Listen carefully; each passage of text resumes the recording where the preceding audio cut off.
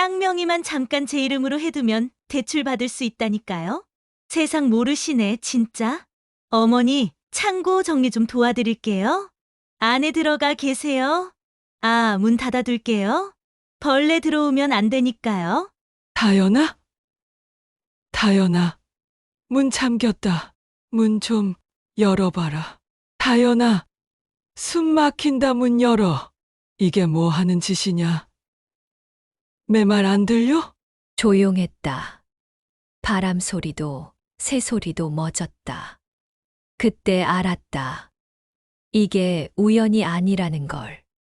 내가 믿은 게 사람 아니었다는 걸. 벼는 거짓말 안 해도 사람은 입으로 산다더니 그 말이 딱 맞았다. 내가 키운 벼보다 빨리 무너진 게 내 믿음이었다. 논에선 벼가 자라는데 사람 사이에선 욕심이 자라더라. 그날 나는 벼 사이에 묻혔다가 다시 태어났다. 다시는 아무도 믿지 않기로. 이 이야기는 드라마가 아니다. 진짜 있었던 일이다. 당신 옆에서도 벌어질 수 있다. 절대로 절대로 놓치지 마세요. 안녕하세요. 도깨비 사연입니다. 오늘도 찾아와 주셔서 대단히 감사드립니다. 구독과 좋아요 눌러주신다면 이런 이야기를 더 많은 분들과 나누실 수가 있습니다. 정말 충격적인 이야기 지금부터 시작합니다. 저는 정순자입니다. 올해로 66. 남편을 먼저 보낸 지 벌써 10년째예요. 심장마비였죠. 그날 이후로 저는 혼자였습니다. 아니, 혼자가 아니었어요. 벼가 있었으니까요. 새 맞이기 논. 그게 제 전부였습니다. 봄에 모 심고, 여름에 물 대고, 가을에 수확하는 그 일상이 저를 지탱해줬어요. 그런데 그해 가을, 아들 진호가 전화를 했습니다. 엄마, 다연이랑 같이 내려갈게요. 가슴이 철렁했죠. 아들이 내려온다는 게 반가운 게 아니라 무서웠어요. 왜냐고요? 1년에 명절 한 번도 안 내려오던 놈이 갑자기 내려온다는 건 뭔가 있다는 거잖아요. 하지만 저는 기대했습니다. 어쩌면 이제 나이 들어서 효자가 된 건가 싶었죠. 며칠 뒤 아들 부부가 도착했어요. 현관문을 열자마자 며느리 다연이 환하게 웃으며 말했습니다. 어머니, 오랜만이에요. 건강하셨어요? 목소리는 달콤했어요. 마치 꿀을 바른 것처럼요. 그래. 잘 있었다. 들어와라. 저는 얼떨떨하게 대답했습니다. 다연은 집안을 둘러보더니 연신 감탄했어요. 와, 여기 정말 공기 좋네요.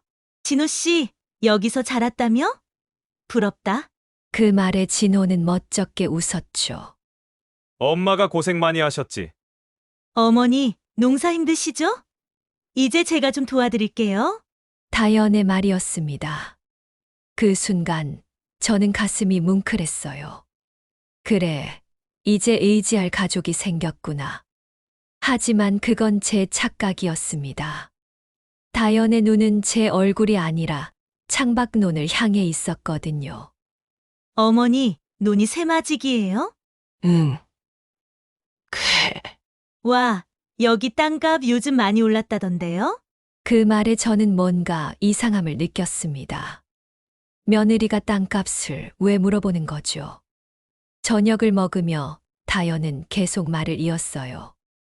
어머니, 요즘 논농사 정말 힘드시겠어요. 기계도 없으시잖아요. 괜찮다. 이 정도야. 아니에요. 진짜 대단하세요. 근데 요즘은 기계가 다 해주던데 왜 안 사세요? 돈이 어디 있냐? 그러자 진호가 끼어들었습니다. 엄마, 그러게 제가 말씀드렸잖아요. 이제 좀 편하게 사세요. 난 이게 편한데 뭘. 다연이 웃으며 말했어요. 어머니, 정말 대단하세요. 근데 창고도 되게 크네요? 저기 벼 다 보관하는 데야. 우와, 진짜요? 구경해도 돼요? 저는 고개를 끄덕였습니다. 다연은 진호와 함께 창고로 갔어요. 저는 부엌에서 설거지를 하면서도 왠지 모를 불안감이 밀려왔습니다. 그날 밤 저는 잠을 이룰 수가 없었어요. 다연의 미소가 자꾸 떠올랐거든요. 그 미소 속에 뭔가 차가운 게 있었습니다. 마치 겨울서리 같은 거요. 내가 너무 예민한가? 하지만 제 육감은 틀린 적이 없었어요. 그날 그 미소가 내 인생을 뒤집을 줄은 몰랐습니다. 다음 날 아침, 다연이 먼저 일어나 있었어요. 어머니, 커피 드릴까요? 아니다. 난 물이 좋아. 어머니는 정말 소박하세요? 다연은 웃으며 앉았습니다. 그리고 조심스럽게 말을 꺼냈어요. 어머니, 혹시 농 관리 어떻게 하세요? 세금이랑 그런 거요? 내가 다 알아서 해. 힘드시겠어요? 요즘은 부동산 관리 회사도 있던데 맡기시는 게 어때요? 저는 고개를 저었습니다. 필요 없어. 내가 평생 해온 건데. 그러자 다연이 잠시 침묵했어요. 그리고 다시 입을 열었습니다. 어머니, 사실 제가 요즘 부동산 공부를 좀 했거든요. 요즘 땅은 그냥 놀리면 손해래요. 손에. 네, 대출도 받을 수 있고 수익도 낼 수 있대요. 근데 명의가 어머니 거라서. 저는 눈살을 찌푸렸습니다. 명의가 내 거면 안 되는 거야? 아니에요. 그게 아니라 요즘은 젊은 사람 명의로 해야 대출이 잘 나온대요. 그때 진호가 나타났어요. 엄마, 다연이 말이 맞아요. 요즘 이런 땅은 그냥 놀리면 진짜 손해야. 너희가 뭘 안다고 그래? 저는 버럭 소리를 질렀습니다. 하지만 진호는 태연했어요. 엄마, 전 도시에서 살잖아요. 이런 거 잘 알아요. 그냥 다연이 이름으로 잠깐만 해두면 돼요. 잠깐. 네, 대출 받고 나면 다시 어머니 이름으로 돌려드릴게요. 저는 머리가 복잡했습니다. 아들 말이 맞는 건가? 하지만 뭔가 찝찝했어요. 생각 좀 해볼게. 어머니, 빨리 하셔야 해요. 금리가 자꾸 올라가거든요. 다연이 재촉했습니다. 그날 오후 저는 친구 금례를 만났어요. 순자야, 며느리 믿지 마라. 금례는 첫 마디부터 그랬습니다. 무슨 소리야? 아니, 요즘 그런 사기 많아. 땅 명에 넘기고 그냥 가져가는 거. 우리 며느리가 그럴 리 없어. 순자야, 사람 마음은 몰라. 특히 돈 앞에선 말이야. 저는 금례의 말을 흘려들었습니다. 하지만 집에 돌아와서도 마음이 무거웠어요. 며칠 뒤 다연이 또 말을 꺼냈습니다. 어머니 생각해 보셨어요? 그래. 해보자. 저는 결국 고개를 끄덕였습니다. 아들을 믿기로 한 거예요. 다연은 환하게 웃었습니다. 어머니, 정말 감사해요. 후회 안 하실 거예요. 그날 저는 서류에 도장을 찍었습니다. 손이 떨렸어요. 하지만 아들이 옆에서 말했죠. 엄마, 걱정 마요. 금방 끝날 거예요. 서류를 들고 나가는 다연의 뒷모습이 이상하게 느껴졌습니다. 그날 밤 저는 창밖을 바라보며 중얼거렸어요. 사람이 욕심을 내면 벼보다 먼저 고개를 든다더니. 제 가슴 속엔 이미 불안이 싹 트고 있었습니다. 서류를 넘긴 지 일주일이 지났습니다. 다연은 매일 전화를 했어요. 어머니 대출 곧 나온대요. 그런데 이상했습니다. 돈은 안 들어오고 다연은 자꾸 논 이야기만 했어요. 어머니, 논 팔면 얼마 받을 수 있을까요? 팔아. 왜? 아, 그냥 궁금해서요. 저는 점점 의심이 들었습니다. 그리고 어느 날 다연이 갑자기 내려왔어요. 어머니, 창고 좀 같이 정리해요. 왜 갑자기? 벌레가 많다고 진우 씨가 그러던데요. 한번 확인해 봐요. 저는 따라갔습니다. 창고 문을 열자 벼 냄새가 확 풍겨왔어요. 어머니, 안으로 들어가 보세요. 제가 밖에서 불 켜줄게요. 저는 안으로 들어갔습니다. 그런데 그 순간 철컥 문이 닫혔어요. 다연아? 저는 깜짝 놀라 소리쳤습니다. 다연아, 문 좀 열어줘. 하지만 대답이 없었어요. 밖에서 발소리가 멀어졌습니다. 다연아, 이게 무슨 짓이야? 저는 문을 두드렸습니다. 손이 아팠어요. 하지만 문은 꿈쩍도 안 했죠. 창고 안은 점점 더워졌습니다. 가을볕에 늦가을 더위에 햇볕이 강하게 내리쬐던 오후였거든요. 숨이 막히기 시작했어요. 벼 나달 사이로 먼지가 날렸습니다. 저는 기침을 했어요. 다연아, 제발. 목소리가 점점 작아졌습니다. 밖에서 차 시동 소리가 들렸어요. 다연이 떠나는 소리였습니다. 저는 그제야 깨달았습니다. 아, 이 여자가 날 없애려는 거구나. 가슴이 철렁 내려앉았어요. 손발이 떨렸습니다. 창고 안은 점점 더 뜨거워졌어요. 숨을 쉴 수가 없었습니다. 저는 바닥에 주저앉았죠. 이렇게 죽는 건가? 눈물이 났습니다. 억울했어요. 아들을 믿었는데, 며느리를 믿었는데, 벼 나달들이 제 손 사이로 스르르 빠져나갔습니다. 저는 그 벼를 움켜쥐며 울었어요. 진우야, 엄마가 뭘 잘못했니? 목소리는 벼 더미 속으로 사라졌습니다. 시간이 얼마나 지났을까요? 저는 정신이 흐릿해졌습니다. 그때 밖에서 소리가 들렸어요. 순자씨, 순자씨. 이장 만수였습니다. 여기요. 저는 간신히 목소리를 냈어요. 진호 엄마 잠깐만 기다려. 쿵쿵쿵. 문을 부수는 소리가 들렸습니다. 그리고 문이 열렸어요. 환한 빛이 쏟아져 들어왔습니다. 진호 엄마 순자씨. 이장님이 저를 부축했어요. 저는 그대로 정신을 잃었습니다. 그날 저는 벼 속에서 제 아들의 얼굴을 떠올렸습니다. 그리고 깨달았죠. 제가 키운 건 벼가 아니라 괴물이었다는 걸요. 병원 침대에서 눈을 떴습니다. 링거가 팔에 꽂혀 있었어요. 진호 엄마 정신 차렸어. 이장님, 내가 마침 지나가다가 창고에서 소리 들었어. 큰일 날 뻔했어. 저는 눈물이 났습니다. 고맙습니다. 경찰한테 신고했어. 곧 올 거야. 그때 문이 열렸어요. 다연이 들어왔습니다. 환한 미소를 띤 채로요.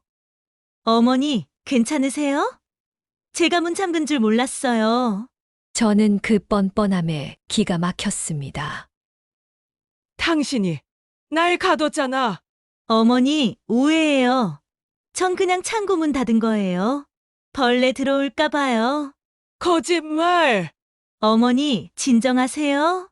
건강 나빠지시겠어요? 그때 진호가 들어왔습니다. 엄마, 괜찮아요? 저는 아들을 봤어요. 그런데 아들 눈엔 걱정이 아니라 짜증이 있었습니다. 진호야, 다연이가 날. 엄마, 잠깐 갇힌 걸로 이렇게 난리치면 어떡해요?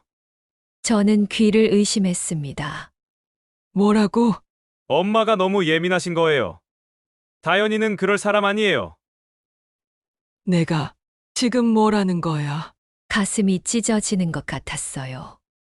제가 10달배 속에 품고 평생 농사지어 키운 아들이 이런 말을 하다니. 경찰이 도착했습니다. 피해자분 맞으시죠? 네, 저예요. 다연이 나섰어요. 경찰관님, 오해예요. 전 그냥 창고 문 닫았을 뿐이에요. 피해자분 어떻게 된 거죠? 저는 떨리는 목소리로 말했습니다. 저 여자가 날 가뒀어요. 일부러요. 어머니 말이 좀 심하시네요. 저 여자라니요. 며느리잖아요. 증거가 있으세요? 없습니다. 다연이 웃었어요. 봐요. 어머니가 오해하신 거예요. 경찰은 난처한 표정을 지었습니다. 일단 조사는 해볼게요. 경찰이 나가고 병실엔 침묵만 남았어요. 진호가 말했습니다. 엄마, 이제 그만하세요. 다연이 미안하대요. 저는 아들을 똑바로 봤습니다. 넌 내 아들 맞니? 엄마, 왜 그러세요? 네가 그러고도 자식이냐 사람이야? 짐승만도 못한 자식. 진호는 아무 말도 안 했습니다. 그날 저는 아들을 포기했습니다. 퇴원 후 저는 만수에게 부탁했습니다. 이장님, 도와주세요. 뭘? 다연이 통장 내역 좀 알아봐 주세요. 만수는 고개를 끄덕였어요. 며칠 뒤 만수가 서류를 들고 왔습니다. 순자 씨, 이거 봐. 그 서류엔 다연의 계좌 내역이 있었어요. 토지 명의 이전 수수료, 입금. 이장님, 이게 뭐예요? 며느리가 내 논 명의를 자기 걸로 바꾼 거야. 저는 손이 떨렸습니다. 진짜로 날 속인 거였어. 경찰한테 가자. 저는 서류를 들고 경찰서로 갔습니다. 이걸 보세요. 경찰은 서류를 보더니 표정이 굳어졌어요. 이건 명백한 사기네요. 구속할 수 있나요? 물론입니다. 며칠 뒤 다연이 체포됐습니다. 진호가 전화를 했어요. 엄마, 다연이를 왜 고소했어요? 내 아내가 날 죽이려 했어. 엄마, 너무하세요. 너무한 건 너야. 내 엄마가 죽을 뻔했는데 넌 아내 편만 들었잖아. 며칠 뒤 재판이 열렸어요. 다연은 법정에서도 발버둥 쳤습니다. 저는 억울해요. 시어머니가 오해하신 거예요. 판사가 물었습니다. 피고인 토지 명의 이전 수수료는 뭡니까? 그건 대답하세요. 다연은 입을 다물었어요. 판사가 판결을 내렸습니다. 피고인 최다연 사기 및 감금 혐의로 징역 3년을 선고합니다. 그 순간 저는 가슴이 뻥 뚫렸습니다. 며느리가 법정 구속된다고 모든 게 끝난 것은 아니었어요. 저는 이미 너무 많은 상처와 흔적들이 있거든요. 법정을 나서는데 진호가 울고 있었어요. 엄마, 미안해요. 저는 그냥 지나쳤습니다. 이제 아들도 남이었습니다. 가을이 다시 왔습니다. 저는 논 한가운데 서 있었어요. 벼 이삭이 황금빛으로 익어가고 있었습니다. 만수가 나무 팻말을 들고 왔어요. 순자 씨, 이거 어때? 팻말에는 이렇게 쓰여 있었습니다. 이 논은 사람의 땀으로 지켜진다. 좋아요. 이장님, 저는 팻말을 논 한가운데 박았습니다. 마을 사람들이 박수를 쳤어요. 순자야, 잘했어. 그래, 내가 이겨야지. 저는 벼 이삭을 쓰다듬었습니다. 고맙다. 얘들아, 너희가 날 지켜줬어. 바람이 불었어요. 벼들이 일제히 고개를 숙였습니다. 저도 따라서 고개를 숙였어요. 눈물이 났습니다. 하지만 이번엔 슬픈 눈물이 아니었습니다. 다시 일어선 기쁨의 눈물이었죠. 저는 하늘을 봤어요. 남편이 거기 있을 것 같았습니다. 여보, 나 이겼어. 우리 논 지켰어. 바람이 대답하듯 불었습니다. 저는 웃었어요. 그리고 다시 벼를 쓰다듬었습니다. 벼는 고개를 숙여야 익습니다. 사람도 그래야 사람이에요. 욕심을 버리고 겸손해야 진짜 사람인 거죠. 저는 그걸 벼에게 배웠습니다. 그리고 이제 다시 시작할 겁니다. 혼자지만 외롭지 않아요. 벼가 있고 이웃이 있고 이 땅이 있으니까요. 저는 정순자입니다. 벼와 함께 다시 일어선 여자입니다. 혈육이라는 이름에 속지 마세요. 아무리 자식이라도 며느리라도 욕심 앞에선 남이 될 수 있습니다. 정순자 씨는 아들을 믿었고 그 믿음이 독이 됐죠. 재산 문제는 절대 쉽게 생각하면 안 됩니다. 잠깐만이라는 말에 넘어가 명의를 넘기는 순간 평생 지킨 것을 잃을 수 있어요. 증거를 남기세요. 정순자 씨가 이긴 건 통장 내역이라는 증거가 있었기 때문입니다. 말만으로는 아무것도 증명할 수 없어요. 이웃의 힘을 무시하지 마세요. 이장님이 없었다면 정순자 씨는 창고에서 숨졌을 겁니다. 혼자 사는 어르신일수록 주변과의 관계가 생명줄이에요. 겸손함이 진짜 힘입니다. 벼는 고개를 숙일수록 익습니다. 사람도 욕심을 버리고 겸손해야 진짜 사람이죠. 다연처럼 욕심만 앞세우면 결국 무너집니다.